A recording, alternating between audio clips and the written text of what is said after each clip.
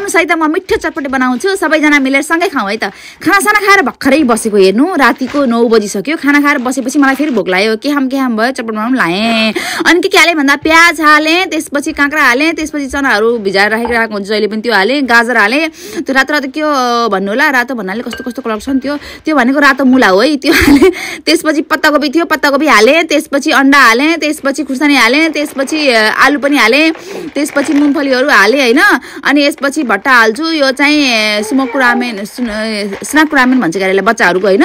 त्यो राखेँ त्यसपछि मैले भट्टा पनि राखेँ होइन अनि त्यसपछि पिङ्क साल्ट राखेँ होइन पिङ्क साल्ट चाहिँ मेरो फेभरेट हो मैले चटपट बनाउँदा अन्डा फ्राई गर्दा चाहिँ राखिरहेको हुन्छु होइन त्यसपछि अब एउटा भए त राख्नु परिहाल्यो होइन मैले धेरै जस्तो चाहिँ यम खाने गर्छु कि थाई चाउचाउ होइन चटपटमा राखेर खाने गर्थेँ तर कहिलेकाहीँ चाहिँ वाइवे पनि खाना मन लाएर वाइवे खाएँ होइन खाना त हुन्न भन्छन् वाइवे तर पनि छोड्न नसक्ने के गर्नु कि कहिलेकाहीँ यसो चट्टा खाइदिहालौँ न भनेर अनि त्यसपछि भित्रको सुप मात्रै राख्छु फेरि खुर्सानी र त्यो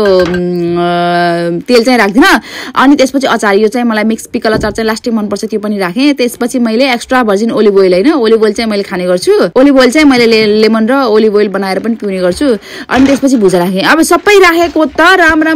भाँडोमा हटेन अनि फेरि अर्को भाँडो ल्याइदिनु भयो बुढाले ठुलो बाटा होइन अनि त्यो बाटामा सब खनाएँ त्यसपछि फटाफट मोलेँ त्यसपछि लेमन पनि निचोरेँ होइन मजाले लेमन निचोरेपछि मजाले रस पनि निस्कियो होइन अनि त्यसपछि अब बिरेनुन राखेँ लास्टमा चाहिँ बिरेनुन हल्का टेस्टको लागि त बिरेनुन त राख्नु परिहाल्यो होइन बिरेनुन त्यो पनि जाडोमा फेरि मलाई एकदम मनपर्छ अनि त्यसपछि मैले टेस्ट गरेको यो यस्तो मिठो भएको नि यस्तो मिठो भएको फ्रन्ट क्यामेरा र ब्याक क्यामेरामा कति फरक आउने कि फेस हेर्नु